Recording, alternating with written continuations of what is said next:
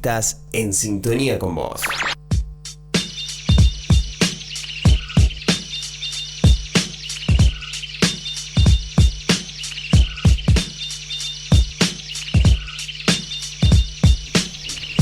Estamos a 12 minutos de llegar a las 12 del mediodía y lo tenemos en línea a Aníbal Fachendini, doctor en Ciencias Jurídicas y Sociales y es titular de la Cátedra del Agua de la UNR.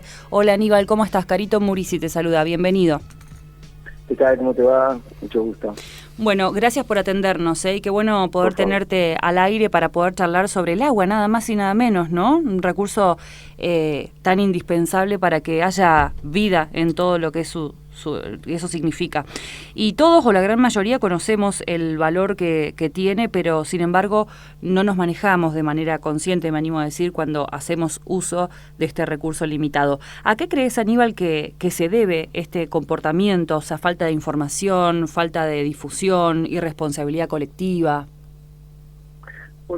Creo que hay una cuestión de que falta una perspectiva de cultura ambiental desde el Estado, como así también desde la ciudadanía, y una profunda educación, falta de educación ambiental inclusiva, que pueda dar cuenta de los bienes comunes públicos, que en verdad no son recursos como es una góndola en un supermercado, donde vos decís, bueno, y no como galletitas, como pan, y el agua es insustituible, vos no podés pasar más de 3 días sin tomar agua, podés pasar un mes sin comer sólidos, si bien todos los alimentos de ella son importantes, más si son orgánicos o agroecológicos, pero yo creo que no hay una cultura de valorización de ello, del agua, agua potable, libre, y que pueda acceder la ciudadanía para los 2 litros de agua potable que exigen los registros científicos. Agua, no agua, y que creo que responde también esta situación a una visión mercantilista de la sociedad, donde lo que se valora es no el río, no el agua que hace el recurso del río, sino aquello que tiene un costo, y si tiene un costo tiene valor, y el agua no funciona así. El agua, si tuviera en mano del mercado, se secaría. Se tiene que valorar las cosas, tiene que haber una puesta en valor, una valorización a partir de lo importante que es para la existencia, lo importante que es para la vida, y eso evidentemente supera toda pauta de consumismo vulgar que tenemos todo incorporado a partir de un sistema que funciona a partir, para la redundancia, de la mercancía, y la mercancía fundamental dentro de todas las mercancías es el dinero. Sí, porque a veces yo por lo pronto me pregunto qué nos hace falta, ¿no?, para poder reaccionar, para que utilicemos el agua de manera responsable. Pienso a veces en lugares donde se cuida mucho el agua, pero cuando se cuida mucho el agua es porque algo sucede, que hay escasez o porque la están pasando mal por determinados motivos, entonces hay poca agua potable disponible y por eso se cuida. O sea, siempre, viste, somos como que tiene que pasar algo realmente contundente para que tomemos conciencia, y si lo tenemos así fácil, como quien dice, por llamarlo de alguna manera, abrir la canilla y tener, abrir un dispenser y tener, es como que no le damos el valor que realmente tiene. Nosotros funcionamos, la falta de esta cultura ambiental que estoy mencionando, que precede a cualquier datación científica, la cultura mental, la cultura ambiental, es la primera sensación que vos tenés en la configuración mental para poder observar la realidad. Esto está científicamente comprobado. Tu primera reacción es a partir de la educación ambiental que recibís. Yo esto, todas estas cuestiones que vos planteás y que son así, lamentablemente, se funcionan a partir de las ausencias.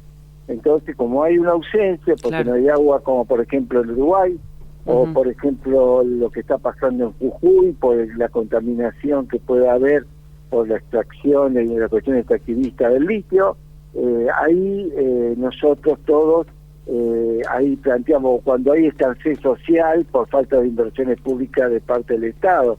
Entonces, a partir de la ausencia, y nos falta tener una cultura ambiental inclusiva de valorar las presencias.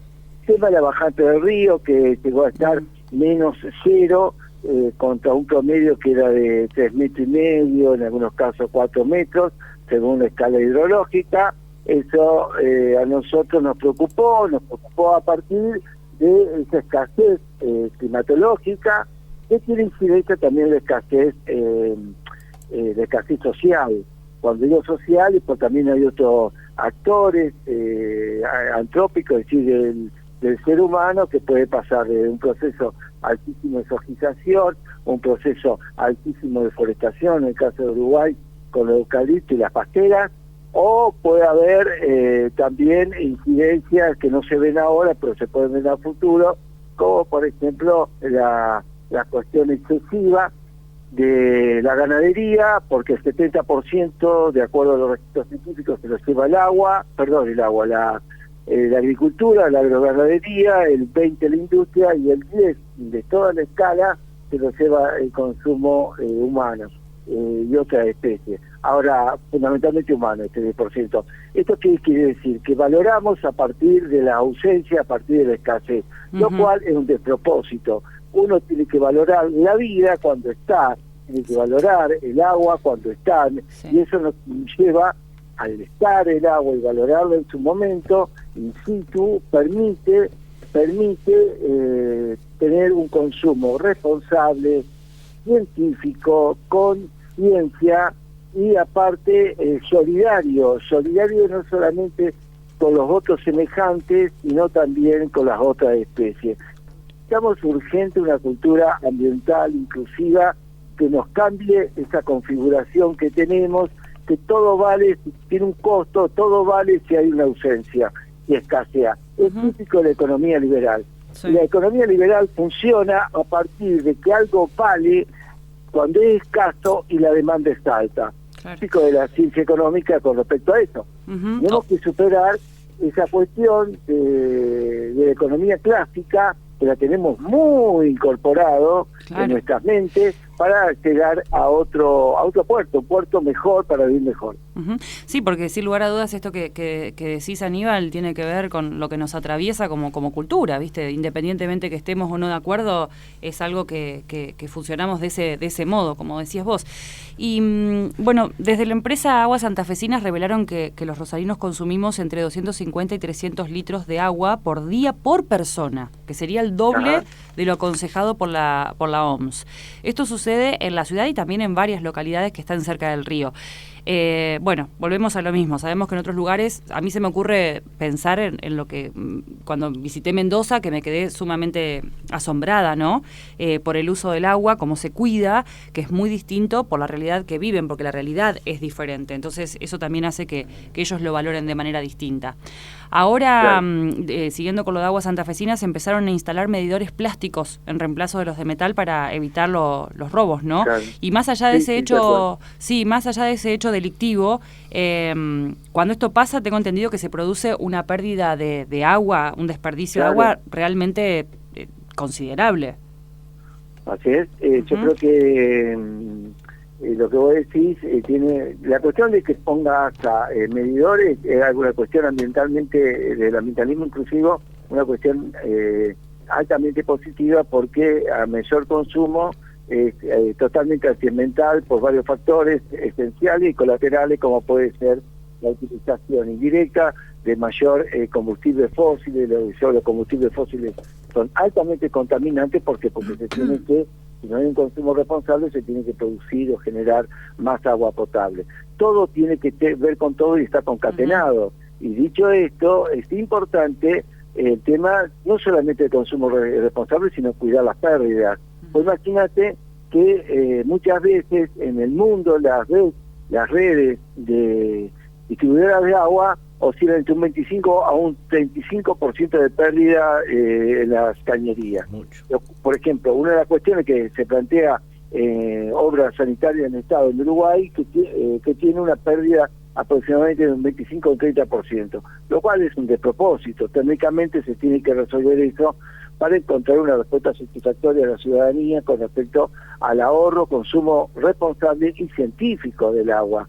Pero nos encontramos con eso imponderable, pero el tema que se empiecen a colocar medidores no solamente es importante y positivo, sino que es ambientalmente sustentable. Ese es el camino, y lo que tenemos que lograr fundamentalmente es esto de romper la cuestión del cálculo de la utilidad con respecto a que solamente apreciamos el agua cuando hay pérdidas, cuando hay escasez, cuando ya no está más.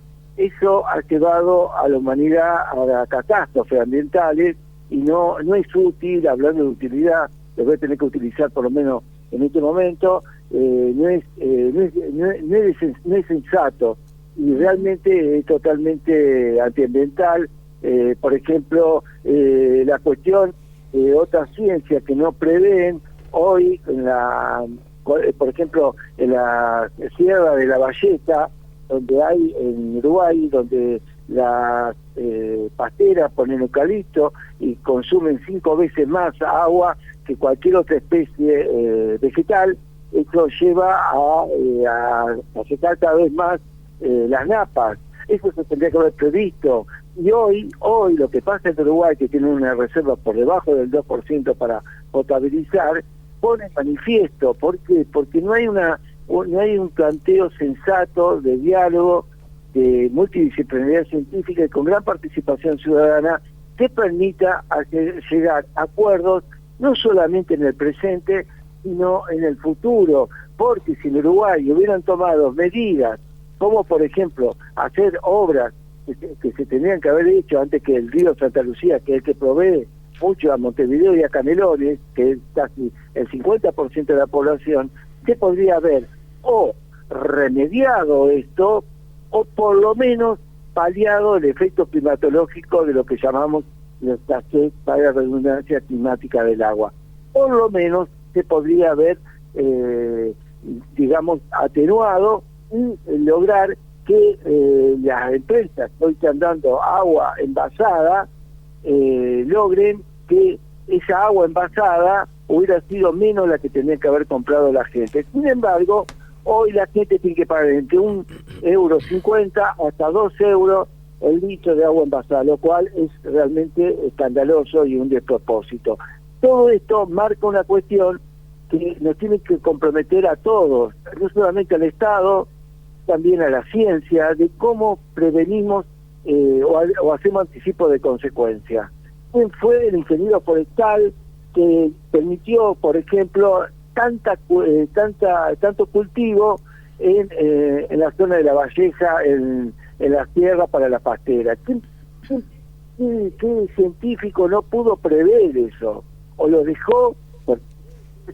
Porque la ciencia no es neutral, sino que es parcial, pero para eso es necesario intervención ciudadana para que se logre más ciencia imparcial y que ve en común. Hoy, Uruguay, si hubiera sucedido eso, mayor participación ciudadana, con especialistas, con las universidades públicas, quizá, o con bastante seguridad de probabilidades, los porcentajes de escasez social y climática hubieran sido menores. Y la gente no se tendría que poner a pagar €1.50, según los datos de la UDELAR, profesionales de UDELAR, que tiene que pagar por agua envasada. Hay que lograr mayor sensatez científica y social. Aníbal, ¿cómo te va? Víctor Timoneda te saluda y a ver, yéndonos más a lo nuestro, en otro aspecto obviamente es la desigualdad social, está claro. A ver, el agua como derecho humano, y como tal todos deberíamos tener la posibilidad de acceso al agua potable. Te consulto, en nuestro país hoy, ¿cuál es el rol del Estado acerca de esto? Porque, a ver, lo que decías de Uruguay es cierto, pero también desde este lado, ¿qué medidas se toman para resguardar y para tener ese agua potable y para que después no terminemos sufriendo lo que sufre hoy Uruguay? Bueno, una pregunta muy interesante y muy compleja. Lo que podemos decir es que en la agenda de políticas públicas ha habido avances. Antes no se hablaba del agua, ahora el Estado nacional, el Estado provincial, por lo menos hace bastante tiempo atrás, podemos decir 20 años para atrás, y más en la actualidad, hablan de la temática y la problemática del agua potable integral, segura para la ciudadanía. Este es un punto. El otro punto es qué políticas públicas, y falta mucho avanzar en ese sentido. Ejemplo, tenemos el problema del arsénico, que todavía no hay una resolución clara en distintos lugares del país, que se superan los 10 microgramos litro. Todos sabemos lo nocivo que es el arsénico, realmente es una infección, una alteración física que produce, como todos sabemos, el arsénico en agua, y que afecta tanto a nivel intestinal, estómago, y también el problema dermatológico, y sin embargo hoy no podemos decir que se haya resuelto.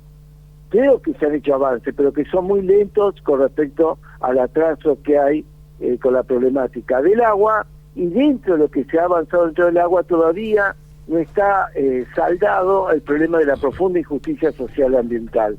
Hoy en Argentina, como en varios lugares de América Latina, la injusticia social y ambiental se presenta porque el agua, esto es lo importante de no quedar con el agua como una cuestión solamente que importante, el análisis químico o distribución de caño o la cuestión distributiva, que es importante, pero no es solamente eso.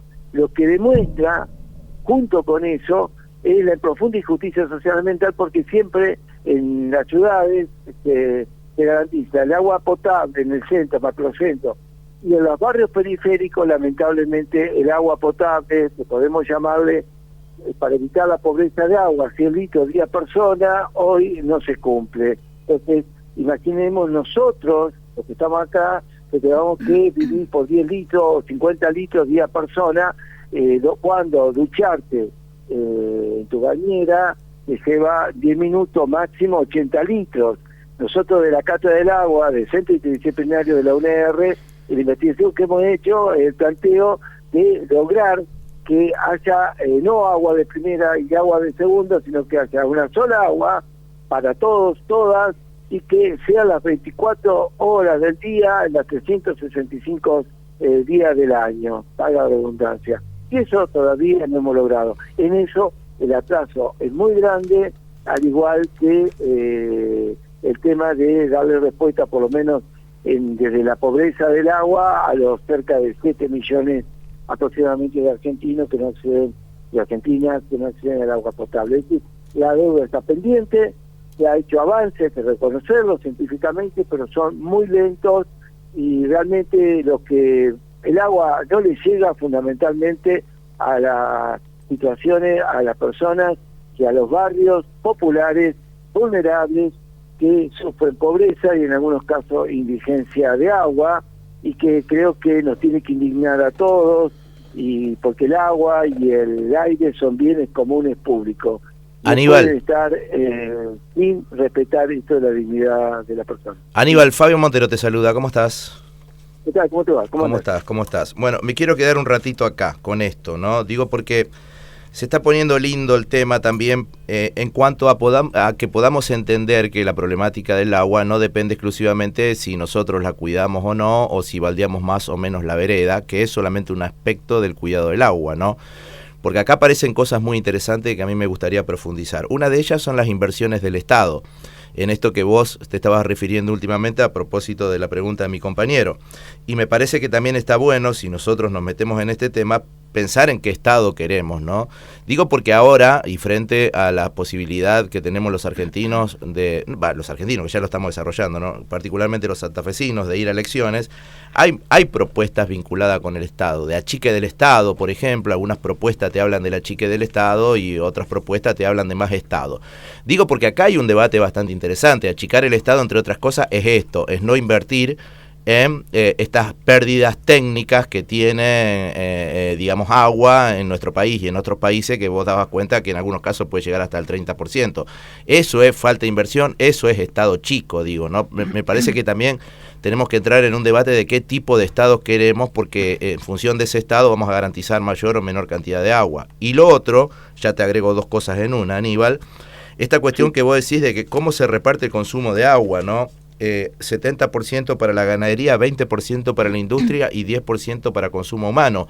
Por lo tanto, cuando hablamos de cuidar el agua entre nosotros como humanos, solamente estamos hablando de ese 10%, cuando la mayoría del agua la consumen, digamos, por decirlo de alguna manera, los poderes, ¿no? Los poderes concentrados en el campo, el litio, como vos decías, la cantidad de agua que se usa en el litio, las pasteras en Uruguay, y me parece que ese es un debate que a mí me parece muy interesante que vos lo traigas, pero que generalmente no está instalado en los medios de comunicación ese debate, ¿no? Sino que queda muy pegado a una problemática personal del cuidado del agua. Tal cual, yo creo que científicamente no creo en el pensamiento binario, que es esto o lo otro. Creo que hay que abordarlo siguiendo al gran Morín, como le quieran decir. Es un abordaje complejo.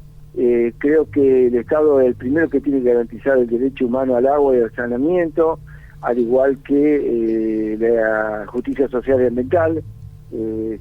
No se puede hablar de ambientalismo si no se habla de justicia social ambiental, porque si no, lo ambiental quedaría solamente en flora y fauna, lo cual el ambientalismo es mucho más que flora y fauna, sino que tiene que ver qué pasa con los bienes comunes y la distribución de esos bienes comunes entre los seres vivos, que hace al biocentrismo, es decir, la centralidad está en la vida.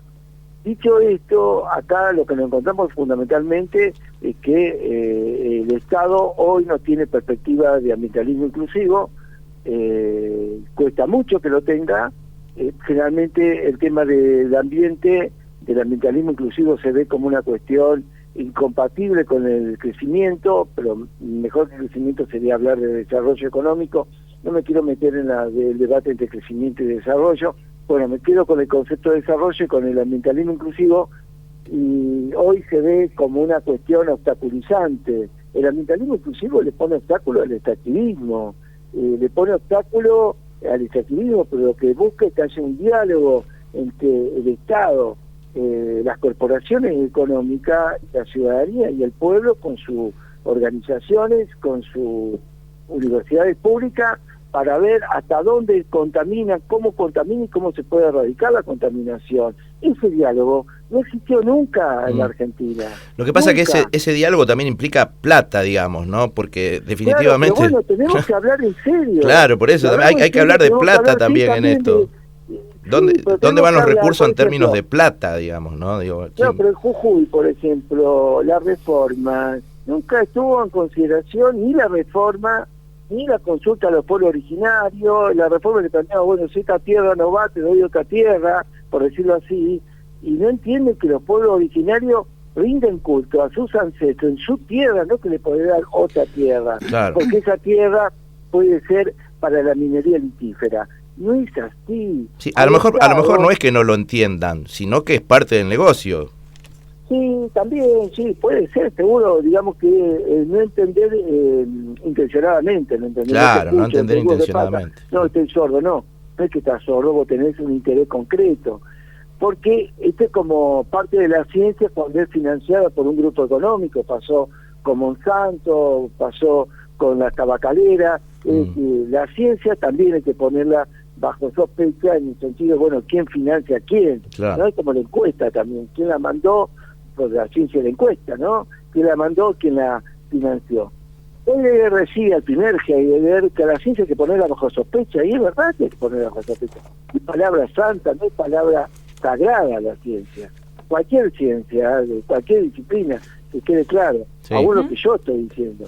Sí. Yo creo que esta cuestión no está pendiente en la Argentina y gran parte del mundo, y creo que evidentemente esto nos está llevando a lo que está pasando, que cada vez el calentamiento climático, la crisis climática es superior, se va a superar el 1,5 grados Celsius, se va a superar totalmente, que es lo que se pretendía cuando lleguemos a la etapa de finalización de la medición, y sin embargo hoy tampoco se logró eso, y tampoco está en juego otra cuestión, es cómo el Estado soberaniza aquellos bienes comunes públicos con un criterio de soberanización no del siglo XIX, no del siglo XX, sino un proceso de soberanización del siglo XXI que tiene que ver no con la estatalidad, sino tiene que ver con la participación de la sociedad armonizada, las comunidades, las universidades públicas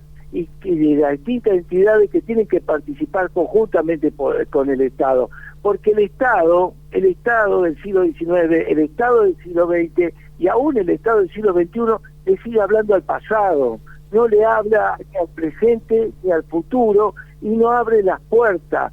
Claro, y vos seguro me va a decir, eso es distribuir poder. Sí, señor, hay que distribuir poder, es verdad que distribuir poder. Tratar de dialogar con esa pequeña distribución de poder, porque el que detenta el poder electoral en la democracia, que es importantísimo y es sustantivo, porque es eso que constituye, una de las cosas que constituye democracia, que es el poder electoral, tiene que entender que la dinámica del siglo XXI, las representatividades no quedan solamente en el poder electoral. La gente que marchó en Mendoza le van a haber votado algunos a Suárez, sin embargo se opusieron al proceso de extractivismo por el agua en Mendoza. Lo mismo pasó en Chubut, lo mismo pasa en Jujuy. El Estado y muchos dirigentes del Estado le siguen hablando del siglo XX, siguen hablando del siglo XIX. Que tengas poder electoral, que es importante, porque insisto, la democracia representativa es importante, pero no te lleva a verticalizar absolutamente la sociedad. No podés verticalizar toda la sociedad porque ganaste una elección o porque te dan bien la encuesta. Es precisamente un disparate, no solamente social, sino científico. Estamos en otra época y eso lleva a desgaste, lleva gente herida, que bajo ningún punto hay que justificarlo porque es una violación a derechos humanos, sin lugar a dudas. Es decir, es mucho lo que tenemos que hacer para generar una cultura de ambientalismo inclusivo, a donde pueda haber diálogo. Ahora, acá ese diálogo significa el 50% va a tener razón vos y 50% yo. No hay diálogo si vos crees que el 100% es mío, y porque entonces es monólogo. Y el diálogo es para la discrepancia. ¿Por qué? Porque lo que pensamos iguales, eso es pensamiento idéntico. Es decir, tenemos que avanzar mucho en una democracia ambiental que nos falta, pero evitaríamos las terribles cosas que pasan en Jujuy, lesionados, gente herida, otra gente, y algunos bien planteados hasta muertos, lo cual es lamentable y terrible lo que hace el Estado jujeño, terrible. Aníbal, te agradecemos muchísimo el contacto, la verdad que da para seguir charlando muchísimo tiempo más, un placer, pero el tiempo nos corre y bueno, nos quedamos con todo lo que hemos conversado hasta el momento. Te agradecemos muchísimo que nos hayas permitido conversar con vos en este sábado por la mañana. Gracias a ustedes, muy amable, estoy a disposición. Hasta luego, gracias, buen fin de semana. Hablamos con Aníbal Facendini, doctor en Ciencias Jurídicas y Sociales y es titular de la Cátedra del Agua de la Universidad Nacional.